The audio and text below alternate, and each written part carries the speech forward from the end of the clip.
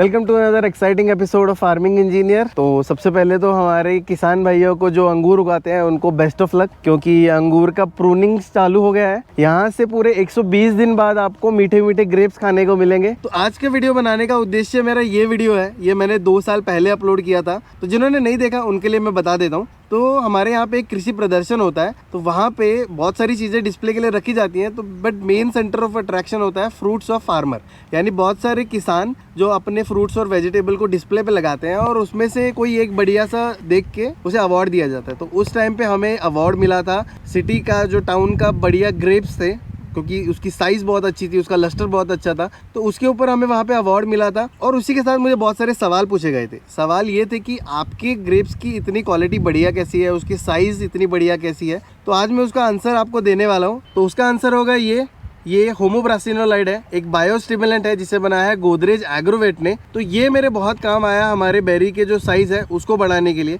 तो इसके बारे में बहुत सारी हम बातें करने वाले हैं, बहुत सारे हार्मोन्स के बारे में डिस्कस करने वाले हैं कि कौन सा हार्मोन ग्रेप्स के किस स्टेज पे हमें प्रोवाइड करना है, जिसकी वजह से ग्रेप्स का सेल एनलार्जमेंट होगा, ग्रेप्स का साइज बढ़ेगा। तो वीडियो को आप लास्ट तक देखिएगा। चैनल को आपने अभी तक सब्सक्राइब नहीं किया हो तो सब्सक्राइब कर लो, साथ में बेल आइकन दबा देना।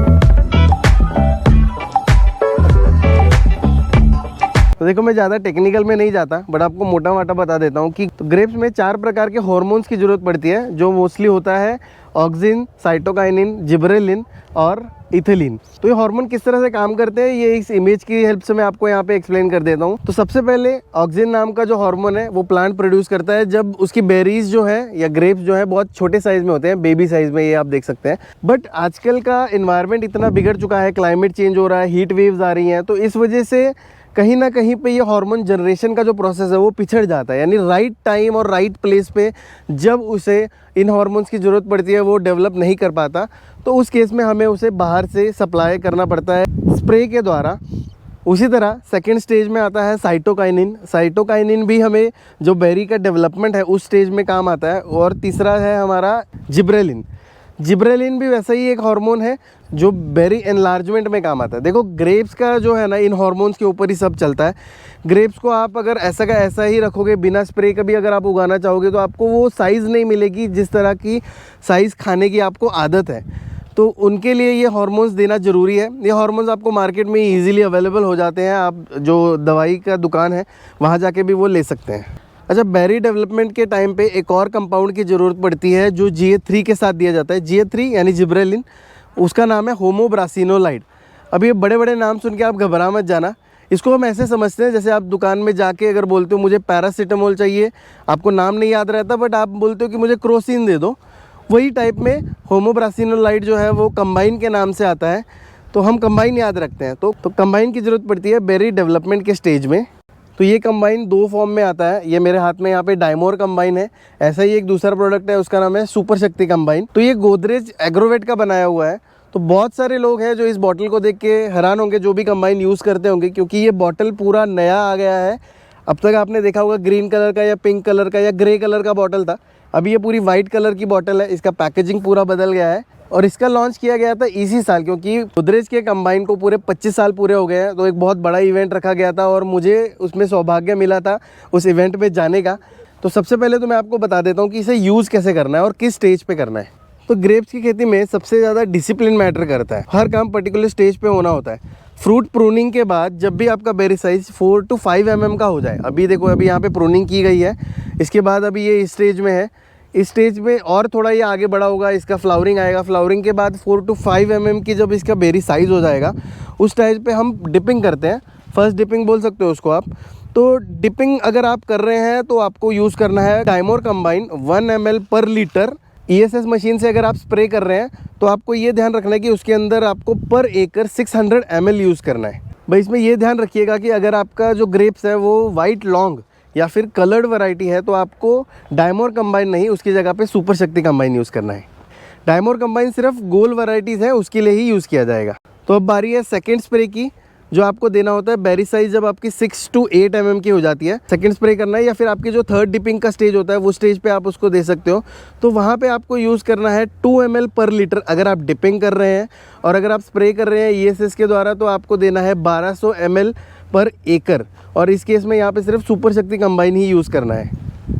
तो अगर आप कंबाइन नहीं यूज़ कर रहे या होमोब्रासिनोलाइड को नहीं यूज़ कर रहे तो आप ये सोच रहे होंगे कि क्या फ़र्क पड़ता है हम इससे स्प्रे करें या नहीं करें।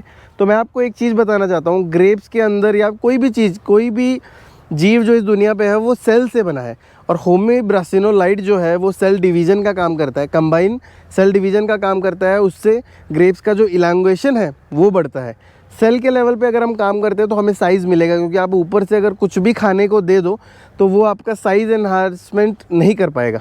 इससे दूसरा फ़ायदा होता है कलर और लस्टर। यूनिफॉर्म कलर बहुत इंपॉर्टेंट है कलर्ड वैरायटीज़ में, और लस्टर के ऊपर मैंने एक ऑलरेडी वीडियो बना रखा है, आप वो जाके ज़रूर चेक कीजिएगा लस्टर होता क्या है और उससे क्या फ़र्क पड़ता है। जो प्राइस जो हमारी जो है लस्टर को देख के बढ़ जाती है। एक चीज़ जो है वो बहुत इंपॉर्टेंट है कि किसानों को ये भी देखना होता है कि ग्रेप्स की कीपिंग क्वालिटी क्या है, क्योंकि ग्रेप्स तो देखो 120 दिन के बाद तैयार हो जाएगा, आपके खेतों में एकदम फ्रेश दिखेगा, बट वो वहाँ से आप कटिंग करके जब भेजोगे ट्रांसपोर्ट में जाएगा, फिर मार्केट में मंडी में लगेगा, तो वहाँ पे जाने तक अगर आपका ग्रेप्स जो है वो मुरझा जाए या फिर लूज़ पड़ जाए तो ऑब्वियसली उसको ख़रीदेगा नहीं कोई, और अगर नहीं ख़रीदेगा तो वो हमारे को मॉनेटरी बहुत उसका नुकसान हो जाएगा। तो उस केस में किसान ये हमेशा ध्यान रखता है कि उसकी कीपिंग क्वालिटी कैसे बढ़े। तो अगर आप कंबाइन को पहले से यूज़ करते हैं तो आपका कीपिंग क्वालिटी जो है वो बहुत सुधरने वाला है।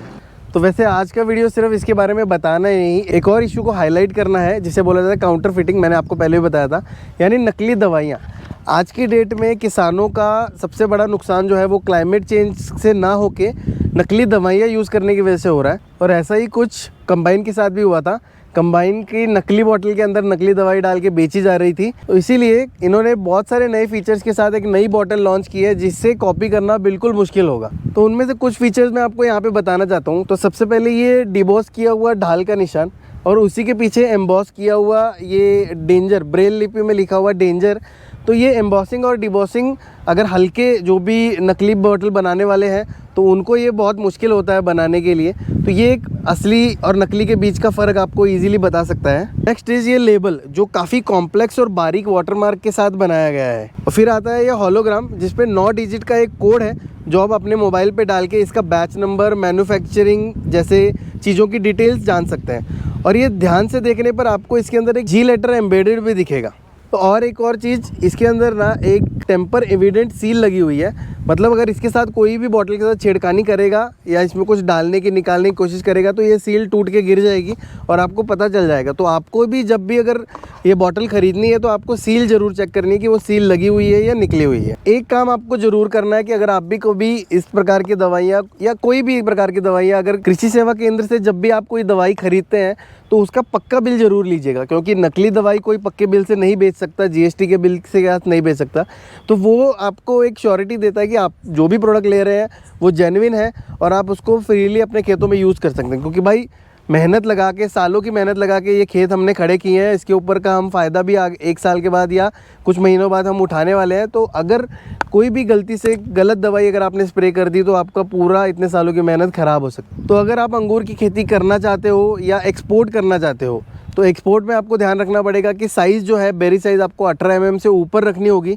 तो उस केस में आपको हार्मोन्स की स्टडी करना बहुत इंपॉर्टेंट है। आप स्टडी कीजिए अलग अलग हार्मोन्स, किस स्टेज पे कौन सा हार्मोन्स आपको एडिशनली प्रोवाइड करना है और किस स्टेज पे क्या स्प्रे देना है। ये बहुत सारे फैक्टर्स हैं जो बेरी के जो साइज़ है उसको बढ़ाने में हेल्प करते हैं। तो एक और चीज़ हेल्प करती है बेरी थिनिंग, तो उसके ऊपर भी मैंने एक वीडियो बना रखा है, आप वहाँ जाके ज़रूर देखिएगा थिनिंग किस तरह से बेरी की साइज़ बढ़ाने में हेल्प करती है। तो ये था आज का वीडियो। तो अगर आपके इसके ऊपर कुछ सवाल होंगे तो हमें ज़रूर नीचे कमेंट में बताइएगा। हमें बहुत सारे कमेंट ये भी आते हैं कि हमें ग्रेप्स के प्लांट्स चाहिए।